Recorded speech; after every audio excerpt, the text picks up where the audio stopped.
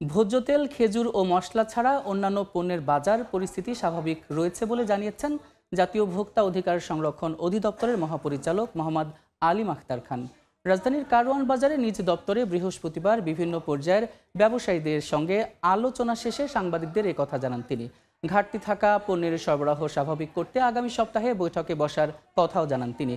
রমজানে যেন কেউ ভোগ্যপণ্যের বাজার অস্থিতিশীল করতে না পারে সেজন্য অভিযান বাড়িয়ে দ্বিগুণ করার কথা জানান ভোক্তা অধিকারের মহাপরিচালক।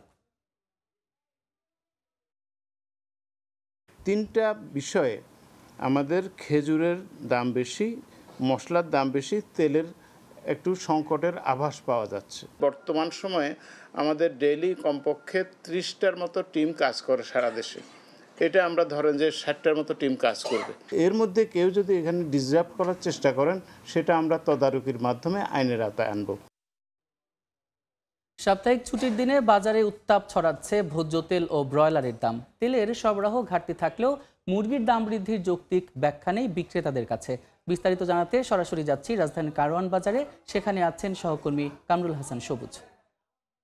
সবুজ, রাজধানীর বাজারে বেশ কয়েক সপ্তাহ ধরেই ভোজ্য তেলের সরবরাহ সংকটের কথা শোনা যাচ্ছিল। আজকে সাপ্তাহিক ছুটির দিন সকালবেলায় বাজারে এসে যেটা জানা গেল, বিক্রেতারা যেটা বলছেন যে তীব্র আকার ধারণ করেছে ভোজ্য তেলের সরবরাহ। বিশেষ করে সয়াবিন তেল মোটামুটিভাবে তারা যে পরিমাণ চাচ্ছেন পাচ্ছেন না, এবং আজকে যে দেওয়ার কথা সে তেল এখন পর্যন্ত বাজারে আসেনি।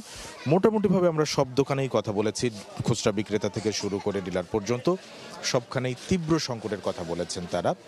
এবং এই যে সংকট, সেই সংকটটাকে তারা যেহেতু দীর্ঘদিন ধরে ব্যবসা করে আসছেন, রমজানের আগে এরকম সংকট তৈরি এবং তারপরে দাম বৃদ্ধির একটি যৌক্তিকতা দাঁড় করানোর যে সিগন্যাল হিসেবেই দেখছেন তারা, যে দাম বাড়বে বা দাম বাড়াবে সেরকম একটি প্রক্রিয়া চলছে, যেটা বিক্রেতারা বলছেন। এবং আমরা যেটা জানি যে বাংলাদেশ ট্রেড অ্যান্ড ট্যারিফ কমিশনে কিন্তু দাম সমন্বয় করার প্রস্তাব দিয়েছিল ভোজ্য তেল রিফাইনারিজ যে অ্যাসোসিয়েশন আছে, সেই অ্যাসোসিয়েশন যদিও পরে এই মাসের প্রথম দিকে এই প্রস্তাব দেওয়া হলেও 21 তারিখে আবারও প্রস্তাব দেওয়া হলেও 25 তারিখে অবশ্য সেই প্রস্তাব তারা উইথড্র করেছেন, অর্থাৎ সেই জায়গা থেকে প্রক্রিয়া থেকে সরে এসেছেন। কিন্তু বাজারে সংকটটা বেড়ে গেছে, দাম বাড়েনি বা দাম সমন্বয় করা হয়নি ঠিকই, কিন্তু বাজারে সরবরাহ সংকটটা বেড়ে গেছে, যেটার অনেক ক্ষেত্রেই মাসুল দিতে হচ্ছে ব্যবসায়ীদের। কারণ হচ্ছে তাদের একটি বড় একটি আইটেম, সেই আইটেমটি তারা ঠিকঠাক মতো বিক্রি করতে পারছে না। বাজারে যে ভোজ্য তেল দেখা যাচ্ছে তার বেশিরভাগই এখন দেখা যাচ্ছে ক্যানোলা তেল পাওয়া যাচ্ছে অবশ্য, কিন্তু সয়াবিন পাওয়া যাচ্ছে না। এই যে সয়াবিন তেলের এরকম যে পরিস্থিতি তৈরি হয়েছে, সেখান থেকে আসলে ক্রেতা বিক্রেতা সবাই চান রমজানের আগেই বাজার আরও বেশি অস্থিতিশীল, আরও বেশি সংকটে পড়ার আগে সেটি নিয়ন্ত্রণে আনুক সরকার। এর ভেতরে অবশ্য ডাল, চিনি, সেই পণ্যের দাম মোটামুটিভাবে ঠিক স্বাভাবিক সরবরাহ রয়েছে।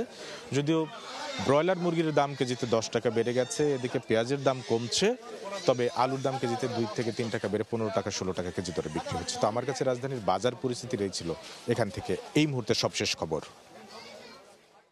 সরাসরি যুক্ত ছিলাম রাজধানীর কারওয়ান বাজারে। সেখান থেকে বাজারের সর্বশেষ খবরাখবর জানাচ্ছিলেন সহকর্মী কামরুল হাসান সবুজ।